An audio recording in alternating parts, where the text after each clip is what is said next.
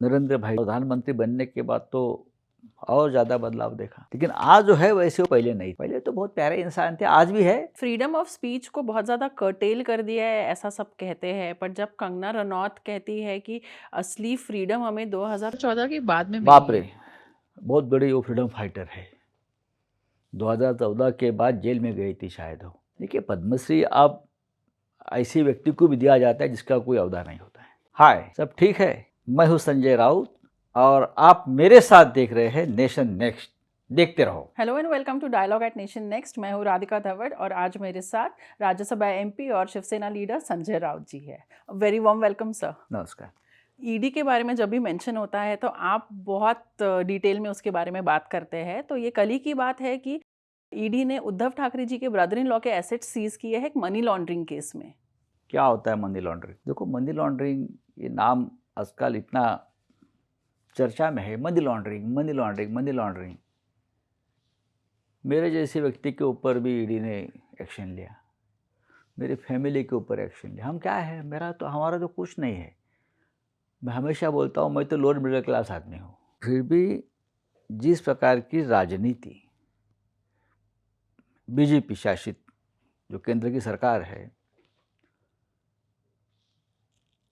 बदले की भावना है। ये ईडी है, ये यूपीए के शासनकाल में भी था ना। किसी को क्या पता था क्या चल रहा है? अपना अपना लोग काम करते थे।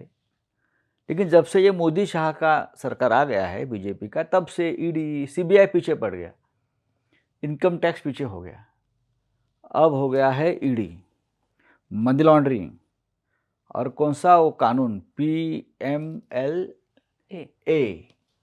ये नए नए कानून जो है उससे डरा कर धमका कर अपने जो पॉलिटिकल अपोनेंट है, विरोधी है, वो अपने सामने घुटने कैसे टेके, यही चल रहा है। क्या आपने देखा महाराष्ट्र में कल आपने जो अभी बात की श्रीधर पाटणकर जी की, उससे पहले हमारे 2 मंत्री 3 मंत्री भी उसके विक्टिम हैं। भारतीय जनता पार्टी के लोग क्या दूध के धुले हैं? पूरे देश में गुजरात में, महाराष्ट्र में, वेस्ट बंगाल में, दिल्ली के कैबिनेट में और कहाँ भी आप ढूंढिए, क्या आपको एक भी बीजेपी का नेता या मंत्री नहीं मिला जिसके ऊपर ये मनी लॉन्ड्रिंग का केस चल सकता है? मैंने 50 केसेस दिए हैं। मैं खुद प्राइम मिनिस्टर को लेटर लिखा है। मैंने शिवसेना भवन में जाहिर ओपन प्रेस कॉन्फ्रेंस लेकर बताया है। पर क्या आप एक्सपेक्ट करते हैं कि बीजेपी अपने मेंबर्स के अगेंस्ट नहीं जाएगी। देखो, ये तो बोगस लोग हैं। जाना चाहिए। अगर आप सच्चे हो, आप सचमुच इस देश में जो ब्लैक मनी है उसको बाहर निकालना चाहते हो और जो इस प्रकार के आर्थिक गुनाह करता है, आर्थिक अपराध करते हैं, उनके ऊपर आप दहशत फैलाना चाहते हो, तो न्याय और कानून सभी के लिए समान होना चाहिए ना। लेकिन आप गिने चुने सिलेक्टेड टारगेट्स हैं उनके। मैं हूँ महाराष्ट्र में, फिर ठाकरे परिवार होगा, फिर पवार साहब का परिवार होगा, हमारे कुछ मंत्री हो गए। अब किरीट सोमैया के बेटे का मैंने एक व्यवहार दिया सैकड़ों करोड़ का। PMC बैंक घोटाले में जो व्यक्ति अपराधी है, जो जेल में है, उनके साथ उसका सीधा व्यवहार है, लेकिन उस व्यवहार में और लोगों को जेल में डाल दिया। लेकिन ये 2 लोग छूट गए। मैंने कागज दिए, मैं डॉक्यूमेंट दिए हैं। उसका मतलब ये है कि जो एक्शन चल रहा है, this is clear political vendetta. इसलिए हम भी देखते हैं, ठीक है, जितना आप कर सकते हो कर लो। एक दिन जरूर आ जाएगा कि ये सब उल्टा हो जाएगा। फिर ईडी वालों को उनकी औकात पता चलेगी कि हमको रियल में क्या काम करना था और हमने क्या कर लिया। जो हमारे पॉलिटिकल विरोधी है उनको भी एहसास हो जाएगा, अरे हमने गलत कर दिया। अब ये उल्टी गंगा बहने लगी। देखिए, ये जो हथियार होता है, आज जब तक आप सत्ता में हो तब तक आप हमारे खिलाफ यूज कर सकते हो, लेकिन कोई अमर नहीं होता सत्ता पर बैठा हुआ आदमी। कभी ना कभी इस देश में बदलाव आ जाएगा और आने वाला है। उत्तर प्रदेश और 4 राज्यों का चुनाव आप जीत ले, उसका मतलब ये नहीं कि आप 2024 में भी जीतेंगे, ऐसा नहीं होता है। ये चुनाव अलग है, वो चुनाव अलग है, वो देश का चुनाव होगा। नवाब मलिक के अरेस्ट के पहले ही ऐसी बातें हुई थी, उन्होंने भी कहा था कि मुझे पता था कि ऐसा कुछ होने वाला है, पर उनके फिर भी इस्तीफ़ा के बारे में जो बात हुई थी, पार्टी ने कहा था कि नहीं, हम इस्तीफ़ा नहीं मांगेंगे। तो वैसे ही क्या आपको लगता है कि अनिल देशमुख देखिए, के मैंने इस्तीफ़ा की बात नागपुर में कल कहा और मैंने पहले भी कहा है, ये जो बीजेपी के लोग हैं, वो बार-बार जो प्रोपेगेंडा करते हैं कि हम पूरे कैबिनेट को जेल में भेजेंगे। उनका एक ही एजेंडा है कि हमारे पास जो सेंट्रल एजेंसी है, सीबीआई, ईडी, इनकम टैक्स के माध्यम से ममता बनर्जी के लोगों को जेल में डालेंगे, महाराष्ट्र में हमारे लोगों को जेल में डालेंगे। तो क्या हम उनके सामने झुकना चाहिए? मुझे लगता है नहीं झुकना चाहिए। अनिल देशमुख जी जो राज्य के गृह मंत्री हैं, ठीक है, उनके पास से पोर्टफोलियो आप चेंज कर सकते थे, लेकिन मेरा ये मानना है कि उनके ऊपर कोई भी अपराध अब तक प्रूव नहीं हुआ है, हवा में आरोप है। ईडी के कितने केस में अपराधियों को पनिशमेंट हुआ, मुझे बताइए? बहुत कम। 1% भी नहीं है। वो पॉलिटिकल केसेस बनाते हैं, बदनाम करते हैं, बाद में सब कुछ हवा में निकल जाता है। तो अनिल देशमुख के बारे में भी एक न्याय ऐसा होना चाहिए था, लेकिन उस वक्त सब लोग सदमे में थे कि महाराष्ट्र के गृह मंत्री के ऊपर एलिगेशन हुआ है, कोर्ट ने कुछ स्ट्रिक्चर पास किया है। उनका इस्तीफ़ा एक्सेप्ट करना गलती थी हाँ, आपको उस लगता है? वक्त नहीं हो सका, लेकिन मेरा मानना है कि उस वक्त उनको प्रोटेक्ट करना चाहिए। पवार साहब को भी क्या यही लगता है कि उनका इस्तीफ़ा नहीं लेना चाहिए था? अभी लगता होगा, उस वक्त का माहौल थोड़ा अलग था। कि जैसा हम कहते हैं कि अटल जी की बीजेपी अलग है, मतलब पहले वो बात कुछ और थी जब अटल जी बीजेपी में थे, वैसे ही इंदिरा जी की भी जो कांग्रेस थी आज वो वैसी कांग्रेस नहीं है, तो बाला साहेब की भी जो शिवसेना थी वो आज नहीं है। इस पे आप क्या कहेंगे, किस तरीके से अलग है? देखिए, शिवसेना तो वही है, शिवसेना तो वही है, लेकिन दूसरे अटल जी और दूसरे बाला साहब ठाकरे तो आप निर्माण नहीं कर सकते। उनकी सोच, उनकी पर्सनालिटी, उनकी भूमिकाएं एक ही थे ना। तो उनके बाद जिन लोगों ने शिवसेना को संभाल लिया है, उद्धव जी ने, उनकी सोच से पार्टी चलाएगी।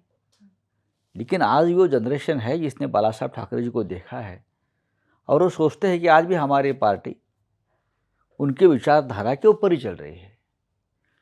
लेकिन जैसे आपने कहा कि अटल जी वाली बीजेपी अगर होती तो शिवसेना बीजेपी अलग नहीं होती, इतना मैं कह सकता हूँ। अभी तो यंग ब्लड हम देख सकते हैं कि आदित्य शिवसेना में है, तो किस तरीके के बदलाव आपको दिखते हैं शिवसेना में? देखिए, बदलाव तो होते जाएंगे, जैसे जैसा समय बीतता है और नेतृत्व में बदलाव आता है तो एक जनरेशन भी बदल जाती है। बदलाव तो होता है, अलग नेतृत्व की सोच अलग होती है, वो अपने तरीके से काम करना चाहता है, अपने तरीके से पार्टी को आगे लेके जाना चाहता है।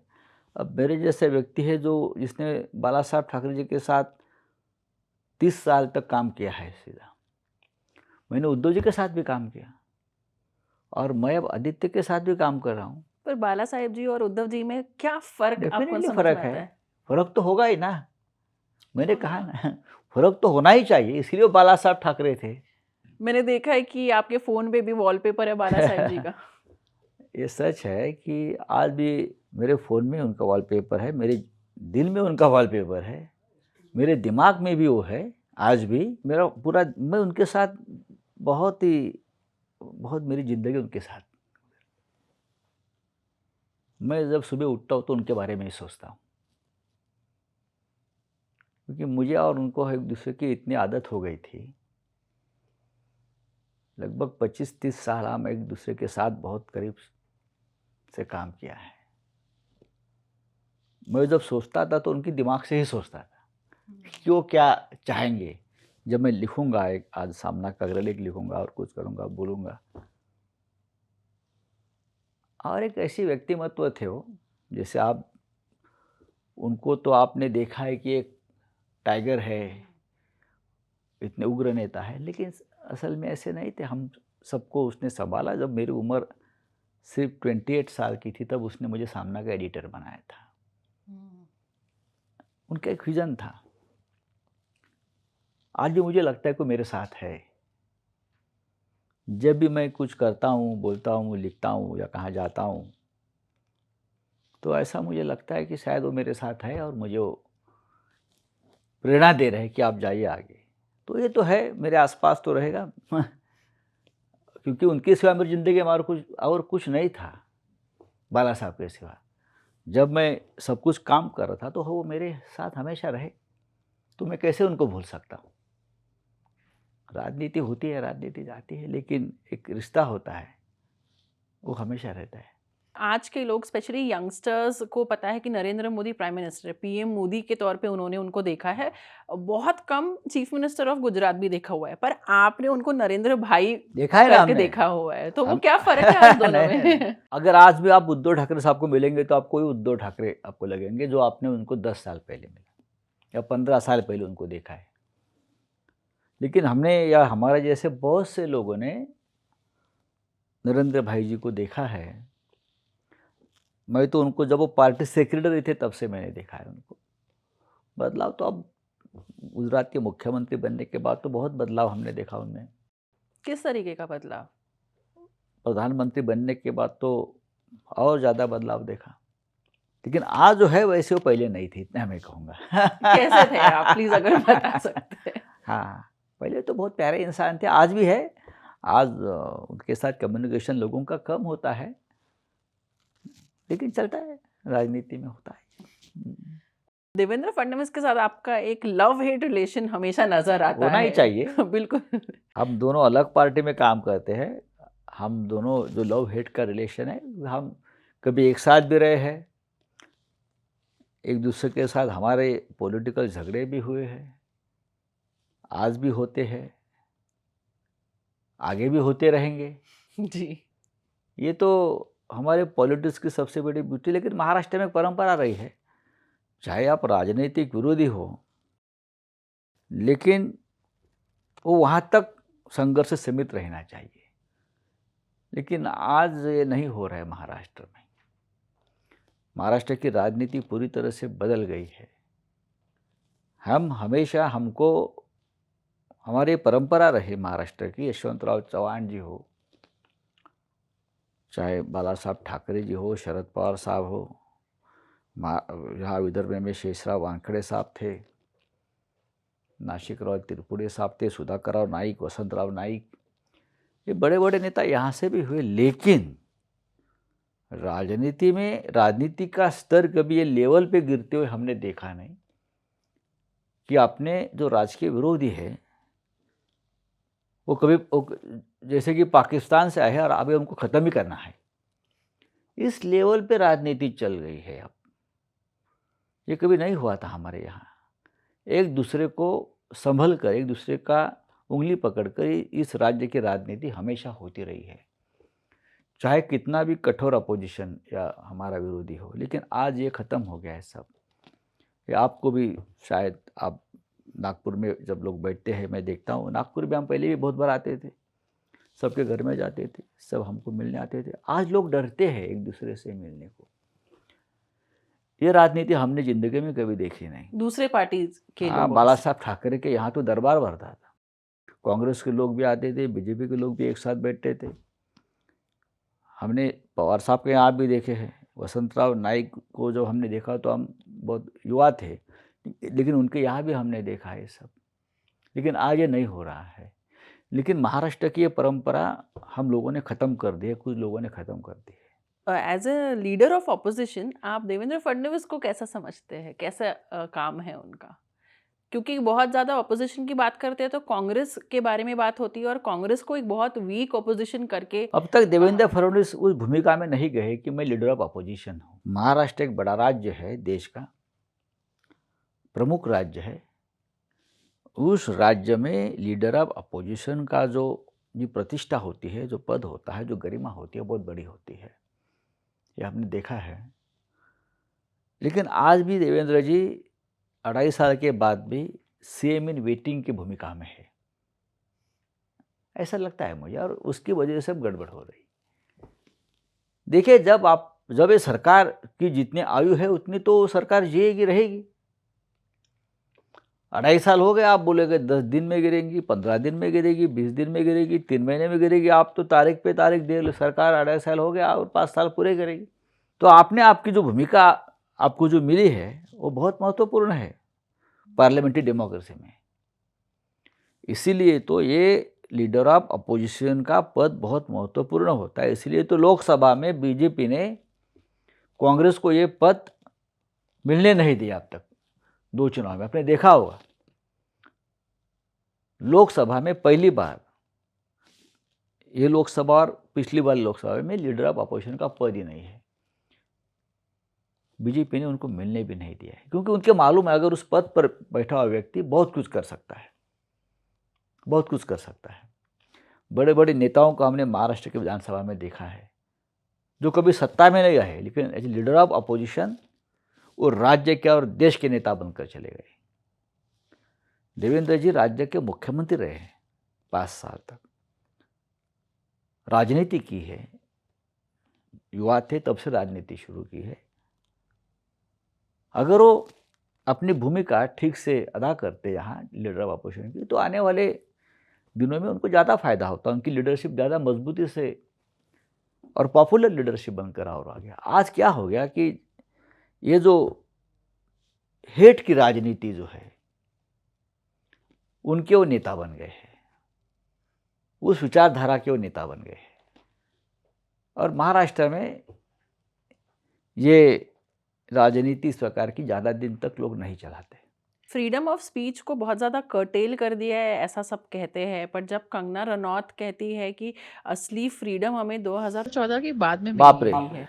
बहुत बड़ी वो फ्रीडम फाइटर है। 2014 के बाद जेल में गई थी शायद हो, इसलिए वो फ्रीडम। भाई इस देश में freedom of speech, freedom of expression के ऊपर हमले हुए, किसी ने हमारा गला दबाने की कोशिश की है तो उनको सक्सेस नहीं मिला है। कुछ दिनों तक वो हमारा गला दबा सकते हैं, हमारे लिए भी कोशिश होती है, लेकिन आपको संघर्ष करना चाहिए। हम करते हैं, हम बोलते हैं, हम लिखते हैं, हमको किसी ने रोकने की कोशिश नहीं की।